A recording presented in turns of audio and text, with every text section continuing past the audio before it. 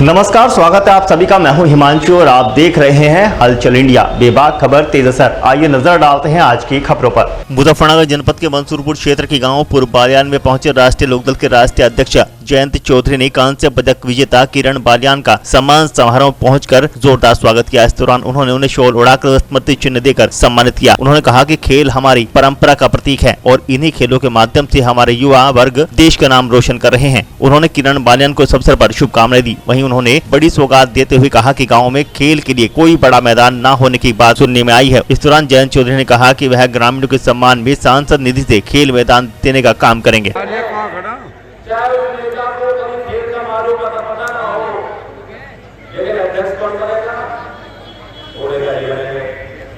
एक बार बनेंगे, दो बार बनेंगे, तीन बार बनेंगे, चौथी बार उनका बेटा बनेगा। क्यों? यही कारण है कि जमीनी स्तर पे जो प्रतिभा होती है उनके साथ इस राजनीतिकरण के कारण व्यवहार हो जाता है, उसको वही कहा जाता है। तो इस सारी चीजों का सामना भी खिलाड़ियों को करना है। और अगर आप संसाधनों की बात करें, गांव में कोई सुविधा नहीं है। गांव के कच्चे पक्के रास्तों पर भाग भाग कर अपने शरीर को तैयार करते हैं खिलाड़ी। कोई स्टेडियम नहीं है, कोई कोचिंग की सुविधा नहीं है। खिलाड़ी का इतना तकनीकी खेल है, किसी भी खेल को आप उठा के देखें, जिस स्तर पे अंतर्राष्ट्रीय स्तर पे खेल हो रहा है, अगर उस स्तर तक पहुंचना है तो तकनीकी पहलू बहुत बारीकी से आपको घुसना पड़ता है। आपको अपने आप को प्रशिक्षित करना पड़ता है। चोट लग जाती है, चोट को कैसे सुधार लाना है, छोटी छोटी तकनीक में परिवर्तन आता है तो खेल बिगड़ जाता है, कैसे सुधार लाना है। ये चीज एक आम साधारण किसान का परिवार का बच्चा कोई साधारण खिलाड़ी समझ नहीं। ये सारी सुविधाएं सरकारों को देनी चाहिए। 15 साल में बहुत चीजें बदली है, बहुत सुविधाएं गाँव में 15 साल पहले नहीं पड़ गई, लेकिन खेल की सुविधा भी है। और मैं आपके पीछे प्रार्थना रखता हूँ कि 2009-10 में केंद्र सरकार का बजट जो खेल बजट था 3,670 करोड़ रुपए 2009-10 और 2023-24 का जो हाल का पिछला बजट था उसमें 3400 करोड़। कुछ लोग कह सकते हैं बड़ी मात्रा है, अच्छी संख्या है, भाई अच्छा जो है पैसा लग रहा है, ये लागत में बहुत काम हो सकते हैं, लेकिन तुलना तो करो। 15 साल पहले 100 रुपये की क्या कीमत थी, 100 रुपये में क्या आ जाता था, 15 साल बाद उसमें क्या आ रहा है, पैसे की क्या वैल्यू है। और 15 साल में जो बजट 3,600 से 36,000 करोड़ होना था वो घट के 3400 करोड़ कर दिया। कितना पैसा लुटाया जा रहा है, नए संसद भवन में लुटाया जा रहा है, उसी में कोई बनी बनाई है उसे उखाड़ते हैं, दोबारा लगाते हैं और सफाई में लगाते हैं, एम्बुलेंस में अरबों रुपए खर्च करते हैं। खेल में अगर कोई निवेश होगा, सरकार यहाँ ध्यान देगी तो आने वाली पीढ़ी का समर्थ है। ये मौका बार बार नहीं आया। पहली बार पूरे देश में माहौल बना है कि गांव-गांव में जहां-जहां लोकल है हम लोग आयोजन कर रहे हैं, गांव के लोग सामने आ रहे हैं, गांव के लोग सराहना कर रहे हैं, गांव के लोग ताली बजा रहे हैं, गांव के लोग चाह रहे हैं कि हमारे बीच के खिलाड़ी बने। पहली बार देश में इसकी स्वीकारता बनी है। इससे पहले कोई सरकार से भी नहीं पूछता था, इससे पहले कोई जनप्रतिनिधि आपके गांव में आता था तो आप उनसे भी बात नहीं करते थे कि यहाँ स्टेडियम बनाओ।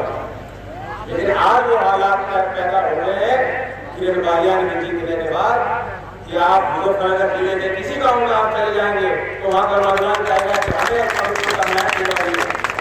हमारे लिए स्टेडियम बनवाइए, हमारे लिए दौड़ने की व्यवस्था बनवाइए। तो जब जनता पे दबाव पड़ेगा, जनप्रतिनिधियों पर पड़ेगा, सरकारों पर पड़ेगा, तभी जाके जो बजट चाहिए, जो निवेश खेल के लिए होना चाहिए, जो संरचना को पैदा करने के लिए होना चाहिए, तो तब जाके हम लोग निवेश करें। तो आप भी अपनी निगाह रखो, बिना आपके फैसले के कुछ अच्छा नहीं होता। मुजफ्फरनगर के न्याय के लोगों से भी मैं उम्मीद करता हूँ आगे हमें और आपको भी लंबी लड़ाई लड़नी है और किरण से भी कुछ सीखूंगा, क्योंकि राजनीति में भी बोल बातों को दूर तक फेंकना होता है। बातें बोल है और दूर तक फेंकना है। आज की राजनीति में यही चला हुआ है कि मेरे जी मुझे लगता है कि गोला करके बैठ गया नहीं बैठने की जरूरत नहीं है। चौधरी चरण सिंह जी किस रास्ते में हमें दिखा गए, चौधरी अजीत सिंह जी किस रास्ते पर चल गए उन्होंने दिखाया मुझे और अगली पीढ़ियों को, और आपको भी इस रास्ते पर ही चल रहा है।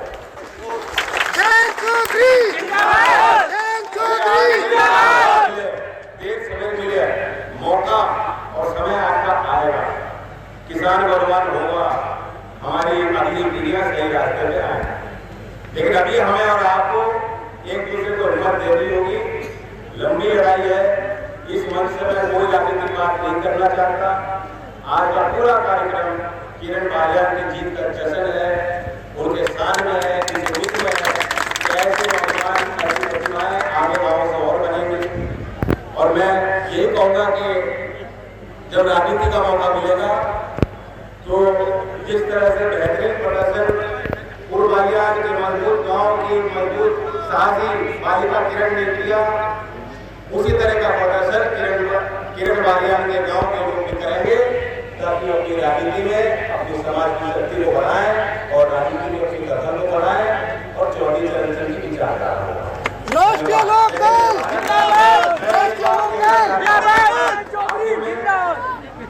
कह रहे बड़ी बात है, तुम क्या कर रहे बताओ, जो कागजे में भी कहिए मैंने विधायक जी में क्या रहती बात।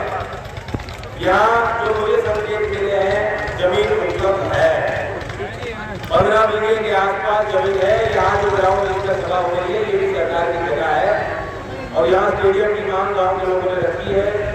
लागत जितनी भी लगेगी, साहटू गाँव में भी आपको पता होगा 80 लाख मैंने पहले मिली भेजी, चाहे 2 करोड़ लगे चाहे 4 करोड़ लगे, वहाँ भी निर्माण हो रहा है। यहाँ भी मैं फुलवालिया बड़ा गाँव है, यहाँ से